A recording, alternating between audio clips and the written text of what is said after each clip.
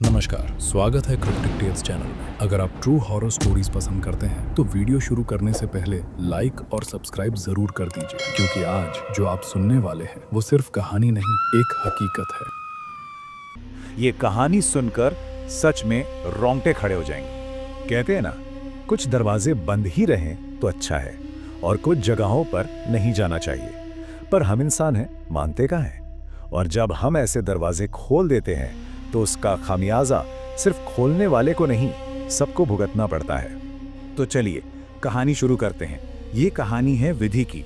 विधि मुंबई की एक मैगजीन में फोटोग्राफर है, काफ़ी एम्बिशियस है और उसे एक कह सकते हैं एक बहुत ही खास असाइनमेंट मिलता है।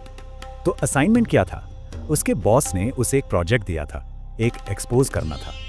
उसे पूरे इंडिया में घूम घूम कर ऐसे पुराने टूटे फूटे स्कूलों की तस्वीरें खींचनी थी जहां साफ सफाई का कोई नामो निशान नहीं था। मकसद सीधा था, ये दिखाना कि इन जगहों पर बच्चों को बेसिक फैसिलिटीज तक नहीं मिलती। अब जैसे ही विधि ने इस असाइनमेंट के बारे में सुना, उसे फौरन अपना पुराना स्कूल याद आ गया।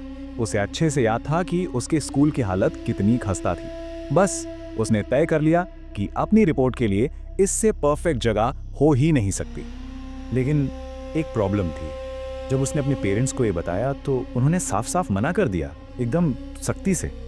बोले उस स्कूल में मत जाओ। वजह उन्होंने बस इतना ही बताया कि जब से तुमने वो स्कूल छोड़ा है वहाँ कुछ बहुत बुरा हुआ है। पर विधि तो विधि थी। उसने अपने पेरेंट्स की ये वार्निंग, ये चेतावनी सुनी अनसुनी कर दी और अपनी टीम के साथ निकल पड़ी। और बस जैसे ही टीम ने स्कूल में अपना काम शुरू किया, एक के बाद एक ऐसी अजीबोगरीब और डरावनी चीजें होने लगीं कि सबके होश उड़ गए। सबसे पहली अजीब घटना, विधि ने देखा कि एक छोटी सी बच्ची है जो स्कूल के गंदे से वॉशरूम में जाने से हिचकिचा रही थी। विधि को लगा चलो मदद कर दूं। वो अंदर गई, लेकिन अंदर तो खूब अंधेरा था और इतनी गंदी बदबू कि सांस लेना मुश्किल था। वो ये बताने के लिए बाहर आई कि अंदर कोई नहीं है, तो देखा वो बच्ची गायब, जैसे हवा में घुल गई हो। और ठीक उसी पल उस अंधेरे गंदे वॉशरूम के अंदर से किसी के जोर जोर से हंसने की आवाज आने लगी।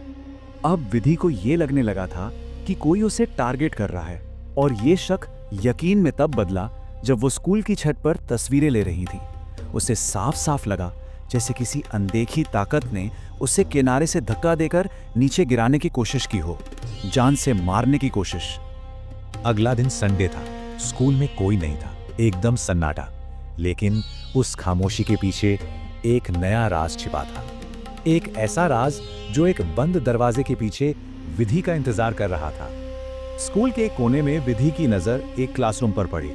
दरवाजे पर इतनी धूल थी कि लग रहा था जैसे सालों से, दशकों से किसी ने उसे खोला ही ना हो।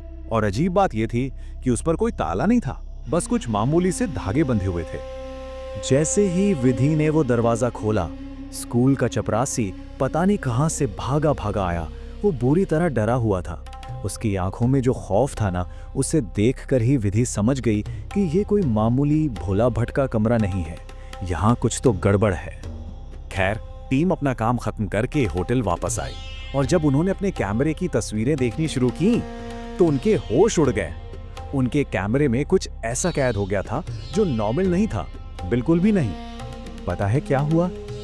स्कूल के बाकी हिस्सों की जितनी भी तस्वीरें थीं, सब एकदम क्रिस्टल क्लियर थी, लेकिन उस बंद कमरे के अंदर जो भी फोटो खींची गई वो सबकी सब पूरी तरह से काली थी, एक भी नहीं, जैसे उस कमरे में घुसते ही कैमरा अंधा हो गया हो। लेकिन रुकिए, विधि के कैमरे में से एक तस्वीर, सिर्फ एक तस्वीर बच गई थी। हाँ, वो बहुत ज्यादा ब्लर थी, धुंधली थी, पर ऐसा लग रहा था कि उसमें कुछ है। और जब उस एक धुंधली सी तस्वीर को थोड़ा एडिट करके साफ किया गया ना, तो जो दिखा उसे देखकर सबके रोंगटे खड़े हो गए। उस कमरे की आखिरी बेंच पर एक औरत बैठी थी जिसने सर से पांव तक काले कपड़े पहने हुए थे। सोचिए जरा, एक ऐसा कमरा जो सालों से बंद था, और उस दिन जब स्कूल में उन लोगों के अलावा कोई भी नहीं था।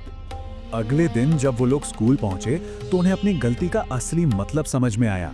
उस दरवाजे को खोलने का जो नतीजा था वो बहुत ही भयानक रूप में उनके सामने खड़ा था। विधि और उसकी टीम ने क्या देखा कि कुछ बच्चे जो शायद खेलते खेलते उस अब खुले हुए कमरे में चले गए थे, वो बहुत ही अजीब हरकतें कर रहे थे। वो जमीन पर लौट रहे थे, ऐसी भाषा में चिल्ला रहे थे जो किसी को समझ नहीं आ रही थी।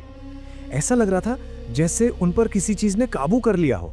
अब गांव के लोग घबरा गए और उन बच्चों को लेकर पास के एक मौलवी साहब के पास भागे। मौलवी साहब ने बच्चों को देखते ही बोल दिया कि ये कोई बीमारी नहीं है, ये एक जिन्नात का काम है। इस्लामिक मान्यताओं के हिसाब से जिन्नात एक सुपरनैचुरल शक्ति होते हैं और मौलवी साहब के मुताबिक एक जिन्नात को उस कमरे में कैद किया गया था जो अब आजाद हो गया था।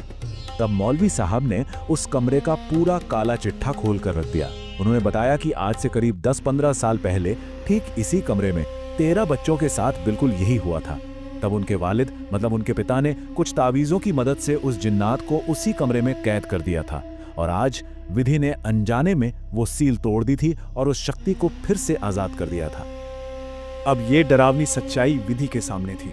उसे एक बहुत बड़ा फैसला लेना था, एक ऐसा फैसला जिस पर सिर्फ उसकी कहानी का भविष्य नहीं बल्कि कई लोगों की जान भी टिकी हुई थी। तो मौलवी साहब और विधि की टीम वापस उसी स्कूल गए। वहां उन्होंने कुछ रस्में पूरी की और नए और भी ताकतवर तावीज़ों की मदद से उस मनहूस दरवाजे को इस बार हमेशा के लिए सील कर दिया।